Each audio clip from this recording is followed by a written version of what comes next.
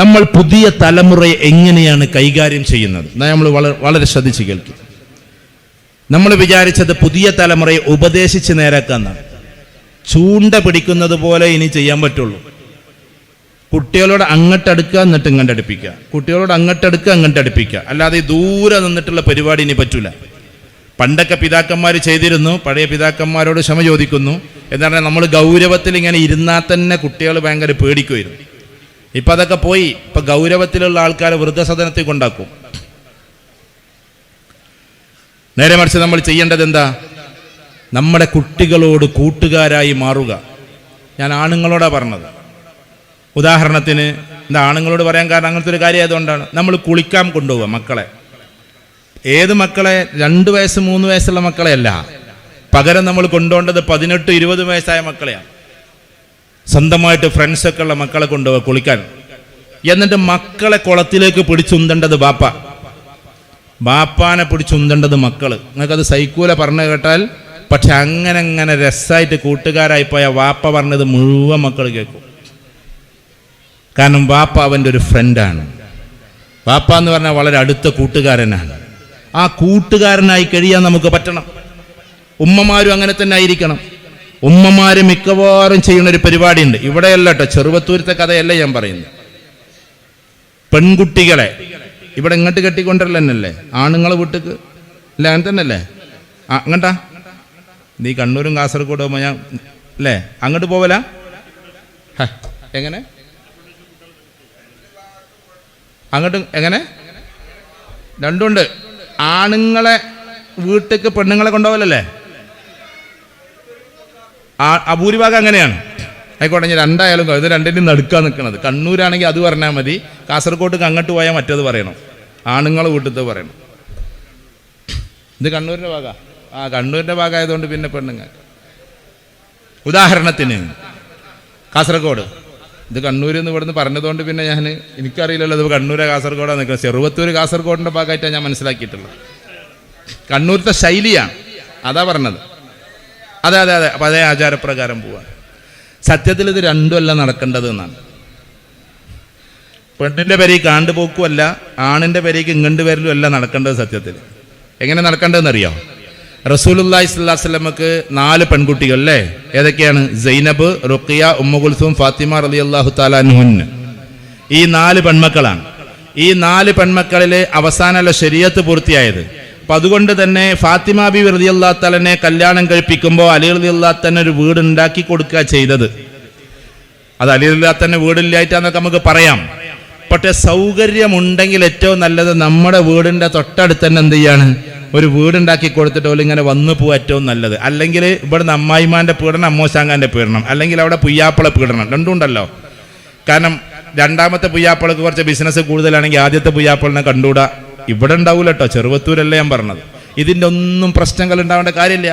നമ്മൾ തമ്മിലാണെങ്കിൽ ഭയങ്കര മത്സരത്തിലും ഏട്ടൻ പുയ്യാപ്പള, അനിയൻ പുയ്യാപ്പള അതിങ്ങനെ പേരെടുത്ത് പറയാമെന്നല്ലാതെ ഏട്ടൻ പുയ്യാപ്പളിൻ്റെ ബിസിനസ് പൊളിഞ്ഞു പോയാൽ പിന്നെ കഴിഞ്ഞ കഥ.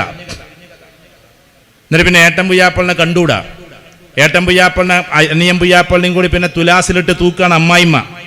അനിയൻ പുതിയാപ്പളയാണ് കൂടുതൽ സാധനങ്ങൾ കൊണ്ടുവന്ന് തരണമെങ്കിൽ, അല്ലെങ്കിൽ നല്ല മാക്സിമം പിന്നെ ഇതൊക്കെ കൊണ്ടുവരണമെങ്കിൽ അനിയൻ പുതിയാപ്പളിനോടൊരു പ്രത്യേക മുഹബത്ത്.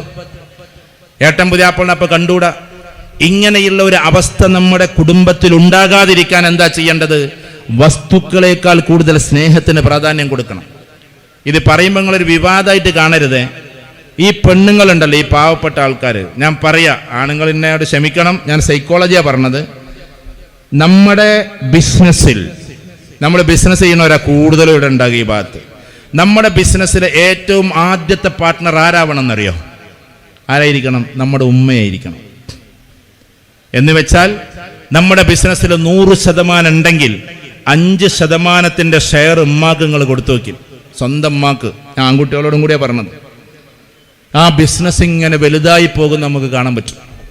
കാരണം ബിസിനസ്സിൽ പാർട്ട്ണർഷിപ്പ് നമ്മൾ ഉമ്മാക്ക് കൊടുക്കൽ, ഉമ്മാനെ പരമാവധി സഹായിക്കലുണ്ട്, ഒക്കെ ശരിയാണ്.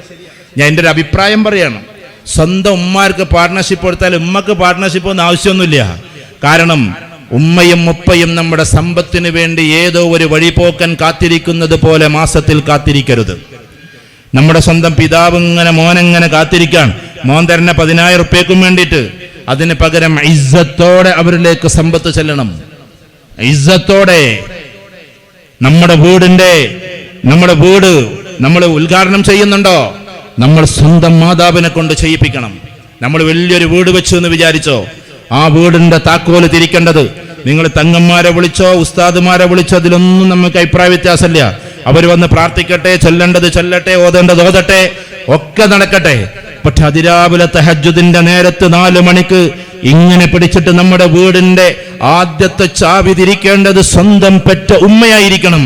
ആ ഉമ്മ ഇങ്ങനെ തിരിക്കുമ്പോൾ നിങ്ങൾ കണ്ണിലേക്ക് നോക്കിക്കോ, കണ്ണീരിങ്ങനെ ഒലിക്കുണ്ടാവും.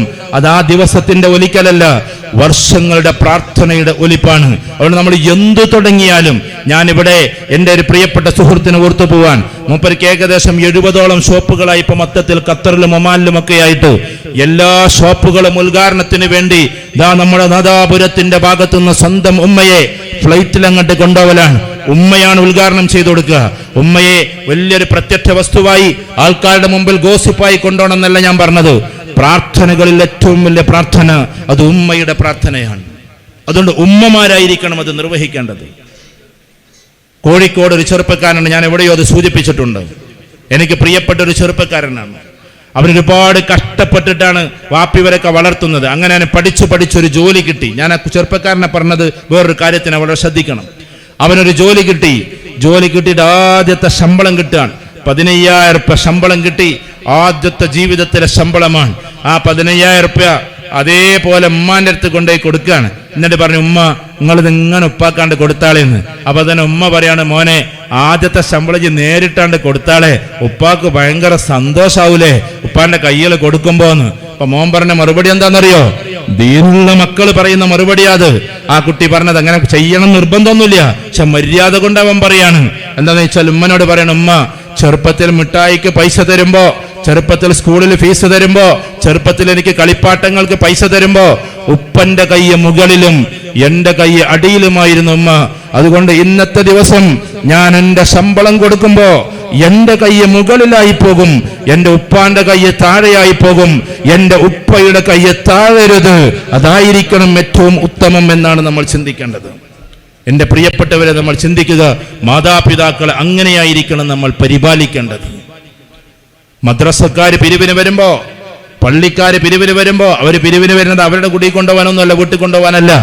അവര് വരുന്നത് എങ്ങോട്ടാ? പള്ളിയിലേക്കും മദ്രസയിലേക്കുമാണ്. അത് വരുമ്പോ ചിലപ്പോൾ നമ്മൾ വലിയ ബിസിനസ്സുകാരായിരിക്കും. നമ്മൾ ചിലപ്പോൾ 50,000 എഴുതും, 1,00,000 എഴുതും. നമ്മൾ പറഞ്ഞേക്കണം അവരോട്, ഞാൻ തരാനൊക്കെ തരാ, പക്ഷെ അത് ഉപ്പേ തരുള്ളൂ, ഉപ്പന്റെ അടുത്ത് നിങ്ങൾ പോണെന്ന്. അങ്ങനെ കമ്മിറ്റിക്കാർ രണ്ടാമത് പൈസ വാങ്ങിക്കാൻ വേണ്ട നമ്മളെ അടുത്തേക്കല്ല, നമ്മുടെ ഉപ്പാന്റെ അടുത്തേക്കാണ്. ഉപ്പാന്റെ അടുത്ത് വന്നിട്ട് ആ പൈസ വാങ്ങിയിട്ട് പോണം. ഉപ്പാക്ക് നമ്മൾ കൊടുത്തതാന്നോ അല്ലെങ്കിൽ ഉപ്പ പറയാൻ നിൽക്കേണ്ട മോന്റെ അടുത്ത് ഏൽപ്പിച്ചതാന്നൊന്നും, അത് ഉപ്പാന്റേത് തന്നെയാണ്. കാരണം മകൻ കൊടുത്ത പൈസയാണ്. അതിങ്ങനെ കമ്മിറ്റിക്കാരന് കൊടുക്കേണ്ടത് ഉപ്പയാണ്. ആ ആദരവ് നമ്മൾ ഉപ്പാക്ക് കൊടുക്കണം. ഇങ്ങനെ കുടുംബത്തിൽ ഉപ്പ ഉമ്മ എന്ന് പറയുന്നവരെ ആദരിച്ചു നിർത്താൻ നമുക്ക് പറ്റണം. വീട്ടിലുണ്ടാകേണ്ടത് ഒരു ബജറ്റാണ്. വളരെ ശ്രദ്ധിച്ച് കേൾക്കണം നിങ്ങൾ. ബജറ്റ് എന്ന് പറഞ്ഞാൽ എന്താ? കാസർകോട്ടുകാർക്ക് ഞാൻ നിങ്ങളെ സ്നേഹിക്കുന്നത് കൊണ്ടാണ്. കാരണം ഞാൻ ഏറ്റവും കൂടുതൽ പരിപാടിക്ക് വരുന്ന ഒരു ജില്ലയാണ് ഇപ്പൊ കാസർഗോഡ്. ഈ കാസർകോട്ടുകാരെ എന്റെ പെങ്ങന്മാരായി ഞാൻ കണ്ടോട്ടെ, എന്നിട്ട് പറഞ്ഞോട്ടെ, നമ്മൾ ഇങ്ങനെ വസ്ത്രം മാറ്റിയും ആഭരണം മാറ്റിയും എത്ര പൈസയാ കൊണ്ടുപോയി തുലക്കുന്നത്. അപ്പൊ ഞാൻ പറഞ്ഞു വരുന്നത്, എന്റെ പ്രിയപ്പെട്ടവരോട്, നമ്മൾ 1.5 പവൻ അങ്ങോട്ട് കൊടുക്കുക, എന്നിട്ട് 1 പവൻ ഇങ്ങോട്ട് വാങ്ങുക. ഇതാണല്ലോ ജ്വല്ലറികൾ നടക്കുന്നത്. ആർക്കെങ്കിലും ജ്വല്ലറി ഉണ്ടെങ്കിൽ ക്ഷമിക്കണം കേട്ടോ, ഞാൻ ജ്വല്ലറിനെ കുറ്റപ്പെടുത്തുകയല്ല. മാറ്റക്കച്ചവടം.